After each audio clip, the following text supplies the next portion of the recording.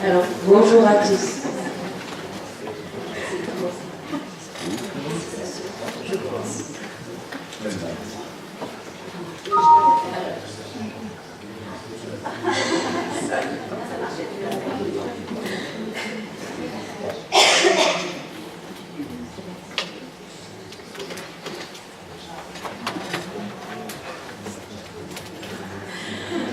Alors en fait, avant de commencer cette présentation, je voulais vous faire une petite confidence.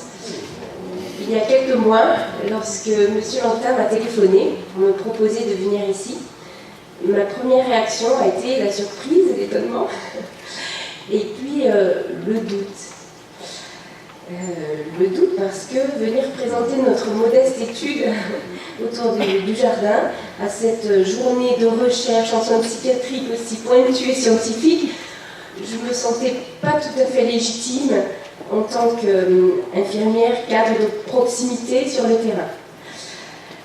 Voilà, et puis comparer notre étude à celle, par exemple, que vous venez d'entendre, l'étude de Corinne Schwab, ce serait un peu comme comparer la construction d'une cabane à une maison d'architecte.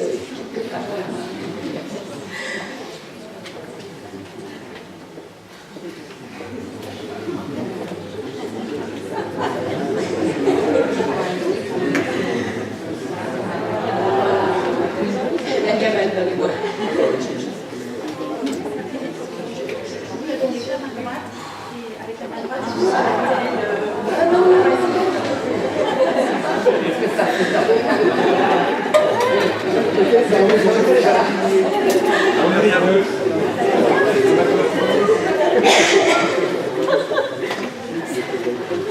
Alors, passé cette première réaction, je me suis dit que justement, parce que c'est une étude de terrain, parce que cette recherche-action a été réalisée par une équipe de soignants, avec les moyens du bord, parce que cette étude a été réalisée sans fonds de recherche, ni temps supplémentaire alloué à ce projet. Et bien pour toutes ces raisons, notre cabane, nous en sommes fiers. Voilà, donc cette recherche-action est née d'une profonde motivation d'équipe à montrer les bienfaits de ce jardin qui était tant attendu, une dizaine d'années. Voilà. C'est donc ainsi que nous avons accepté de venir ici avec grand plaisir. Merci encore, M. Lantin, c'est un honneur pour nous d'être ici. Merci. C'est un honneur beaucoup de stress quand même. Je tiens à le préciser. Alors, lorsque nous avons préparé cette présentation, l'idée de présenter une vignette clinique s'est imposée pour apporter du concret à nos propos. Pendant plusieurs mois, je me suis occupée de M. A, qui est un patient d'origine turque, qui est âgé de 65 ans. Il est atteint d'une démence de type Alzheimer, évoluant déjà depuis une dizaine d'années, donc il est déjà assez atteint. Il vit à domicile avec son épouse et son beau-frère, qui sont ses aidants naturels. Il a été hospitalisé suite à une crise plastique à domicile. Il s'est agité, il est devenu agressif et il a explosé la télévision. Moi, j'ai bien que la famille n'a pas voulu le garder dans ces conditions. Donc, il est arrivé dans notre service avec une déambulation incessante et il poussait des cris terribles. Il se mettait dans cette position-là. Donc maintenant, vous avez vu la photo, vous comprenez un peu pourquoi. Il se tapait dessus comme ça et il poussait des cris gutturaux que j'arriverai pas à vous faire là, je fais juste les gestes, mais qui ont effrayé nos patients. Il y en a quelques étudiants qui sont passés dans l'unité qui s'en souviennent encore. Dans ces moments-là, donc, il me faisait penser aux joueurs de rugby de Nouvelle-Zélande quand ils font le haka. Il avait la même intensité dans le regard, la même énergie dans la voix pour exprimer sa souffrance et son mal-être. Pardon, je suis désolée. Alors, je suis quand même allée voir, tout le monde sait que c'est une danse ancestrale du Pacifique Sud, de haka. Mais on sait peut-être un peu moins que ça signifie faire. Et je me suis dit que finalement, ce patient qui n'arrivait plus à verbaliser nous montrait par les gestes sa souffrance et sa colère. Alors, nous travaillons à Genève.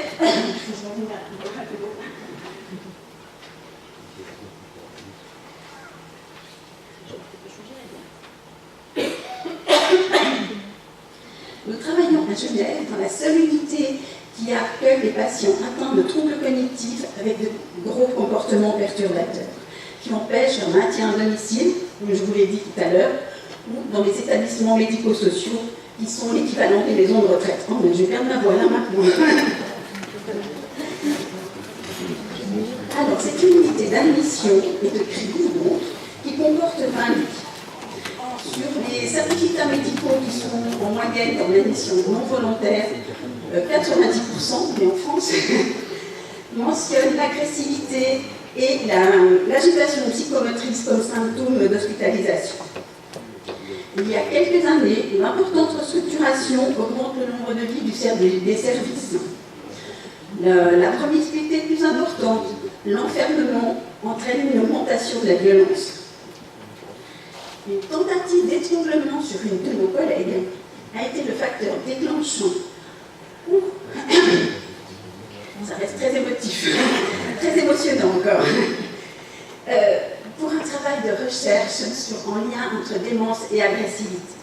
Cela a abouti à la création d'un document informatisé et interactif qui met en lumière les compétences soignantes face à l'agressivité. Un des moyens de prévenir l'agressivité a été souligné par l'équipe par ouverture des espaces.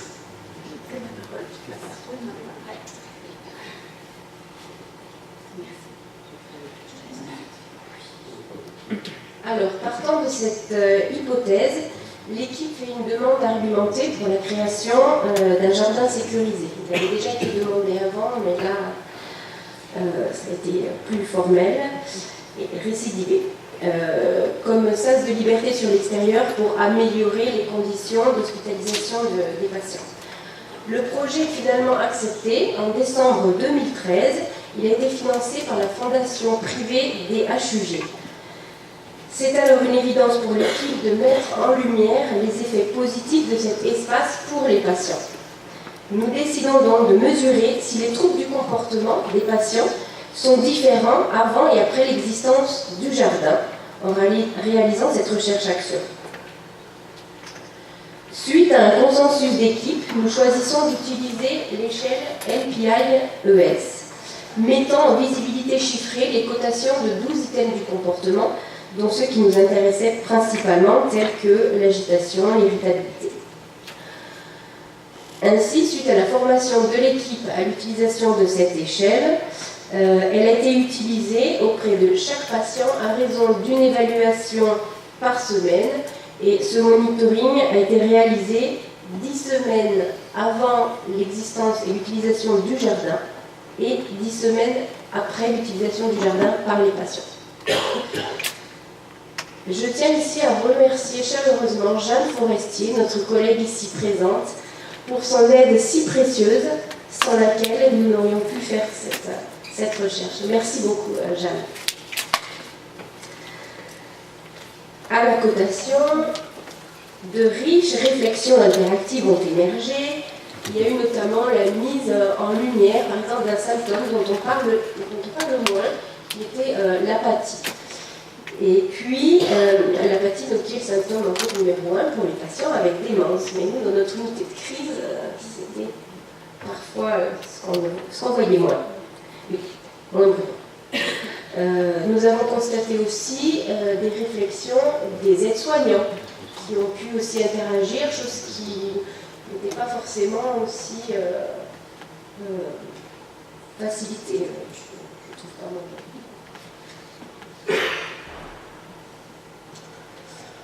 Alors, nous avons analysé au total 415 questionnaires.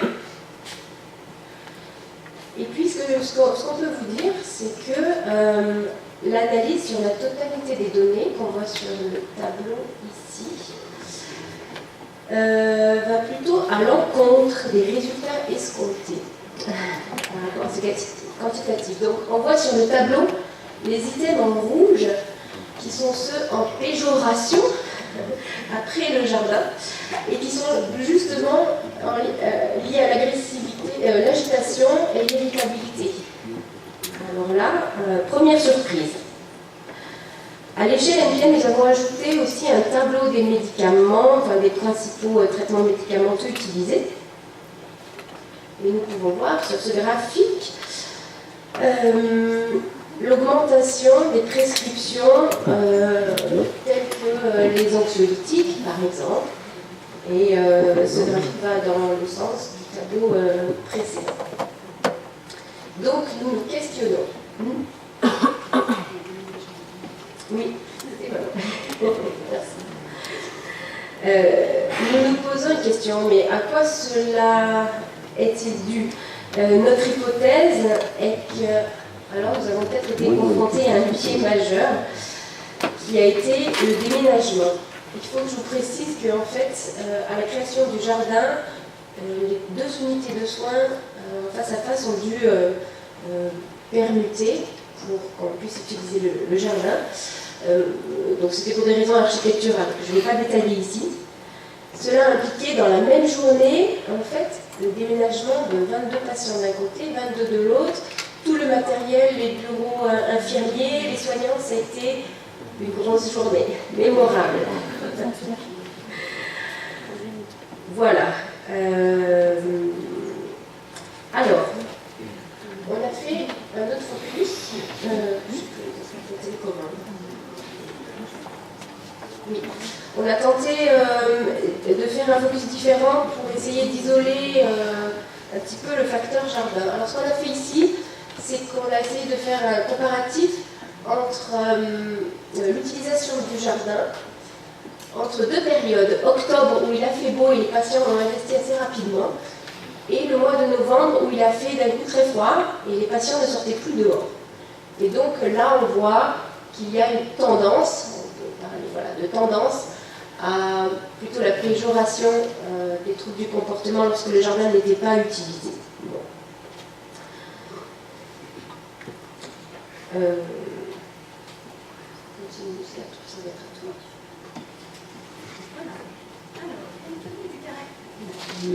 Compte tenu du caractère irréversible des pathologies et de la palette de symptômes évalués, un jardin à visée thérapeutique aurait un rôle médiateur dans la structuration des espaces. Notre service est fait en L.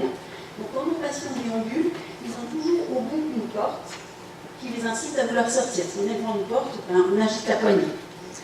Là, le jardin, c'est une espèce de... Ouais, il circule en rond en fait dedans. Une sollicitation cognitive de la mémoire et du langage et également une stimulation sensorielle.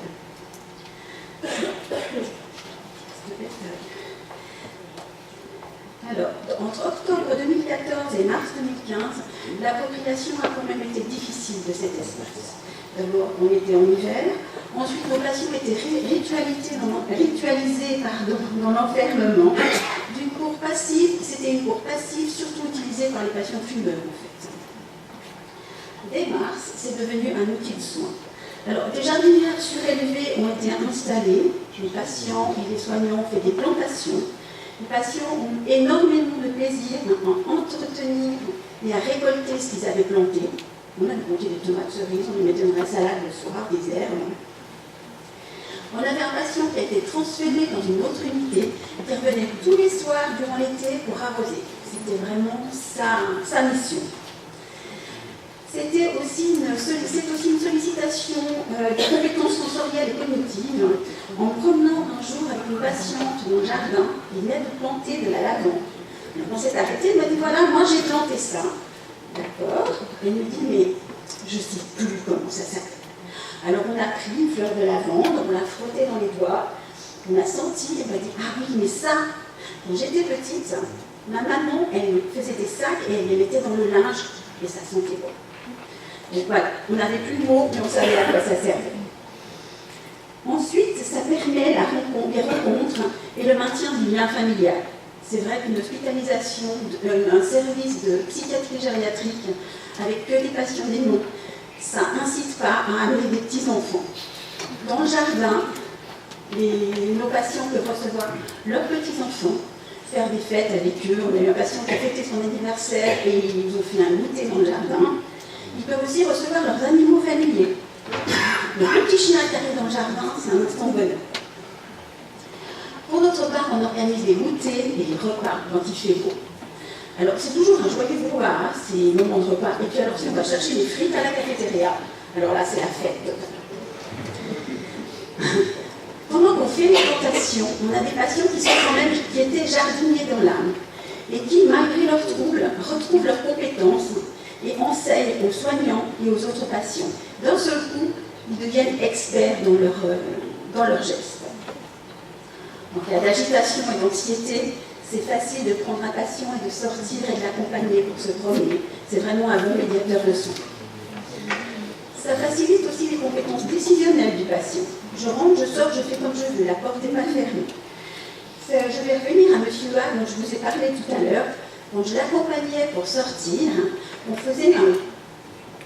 se promenade ensemble, puis à un moment, il se dirigeait vers la porte. Donc je le suivais, je rentrais, et lui tirait la porte et partait se promener. Je fais maintenant ma part tout seul. Donc, auparavant, nos patients étaient tous concentrés vers la porte d'entrée de l'unité. C'était les fauteuils, ils étaient là, ils regardaient ce qui se passait.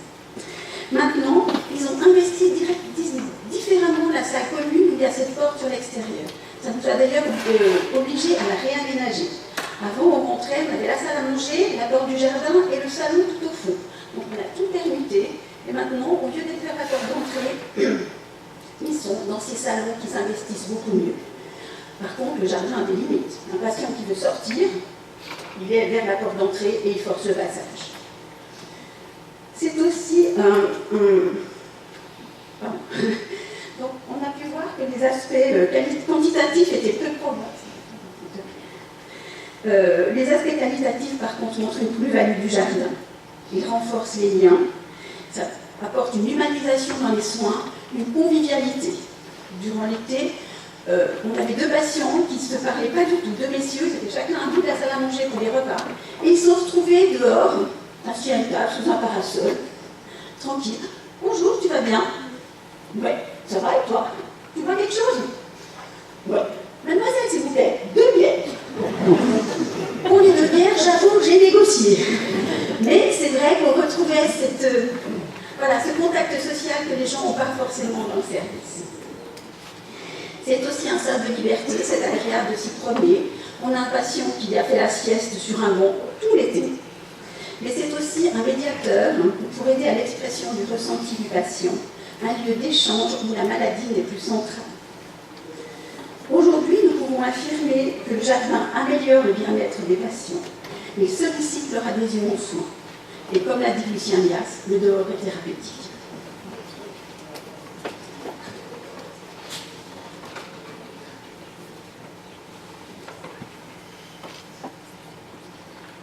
Ce que je peux vous dire aussi, c'est que si le jardin a eu des bienfaits sur les patients, cette recherche autour du jardin a eu des bienfaits sur l'équipe.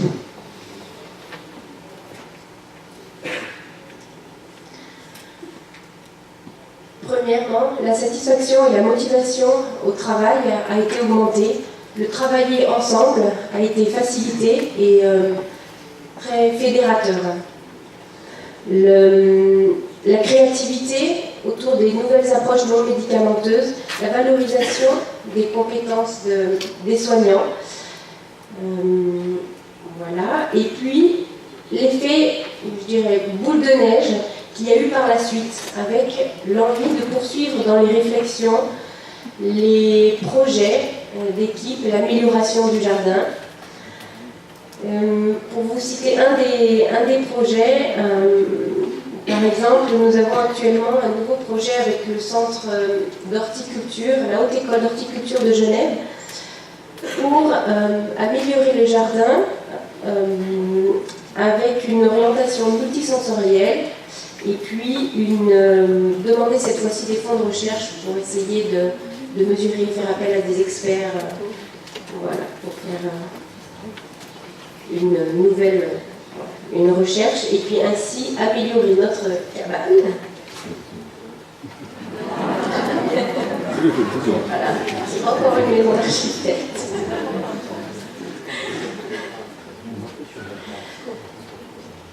Et puis, comme je vous parlais de créativité dans les soins et de l'effet boule de neige, Maintenant, en plus, comme nous sommes en fin de journée, on a voulu terminer sur une touche de légèreté. Alors voici une courte vidéo que l'équipe des aides-soignants, cette fois-ci, ont présentée au Forum des aides-soignants de Genève 2015 pour illustrer quelques-unes de leurs approches soignantes afin de gérer l'agressivité des patients atteints de démence. C'est un défi au quotidien pour eux. Les images ont toutes été filmées au travail, en l'absence de patients bien sûr, et vous y verrez en toute fin de film quelques images de notre jardin.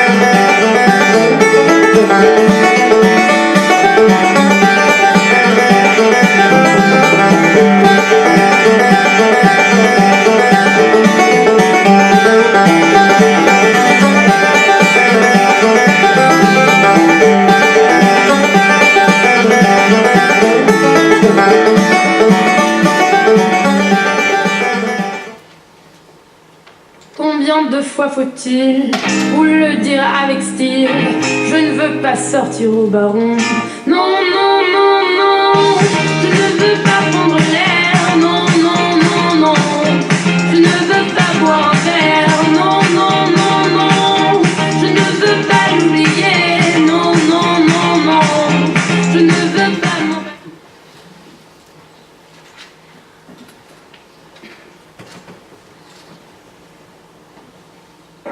Bonjour Madame Pipette, comment ça va? Bonjour. Je viens vous chercher pour prendre la douche. Est-ce que vous acceptez de prendre la douche et qu'on finit de plier les serviettes après? Non? Vous voulez pas? D'accord. Vous voulez que je vous aide à finir plier vos serviettes? Oui?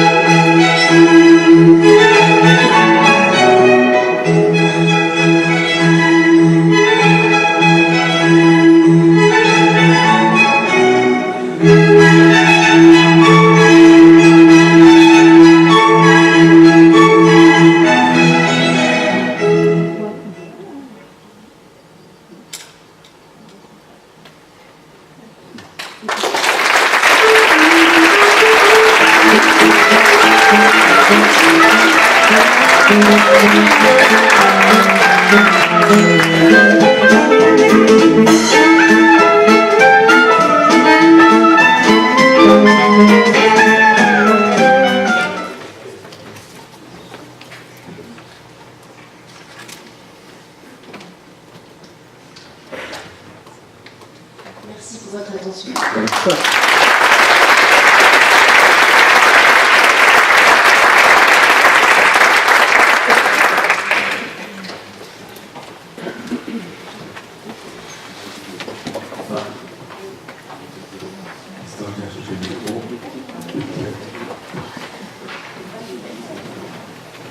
Que certains d'entre vous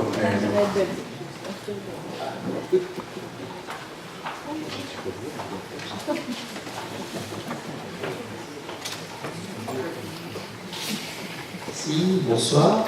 Laurent Lyonza, je suis formateur à l'IPSIS intégré près de Grenoble.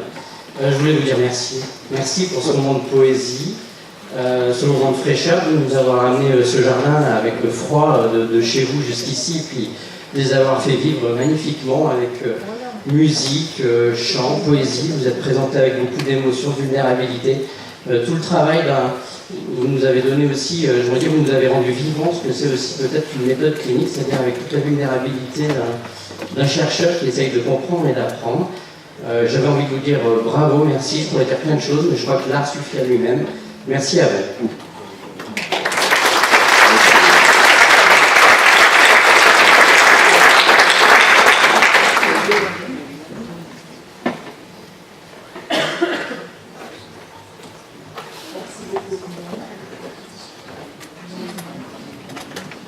Ouais, Jeanne Forestier, qui était un peu au début du projet.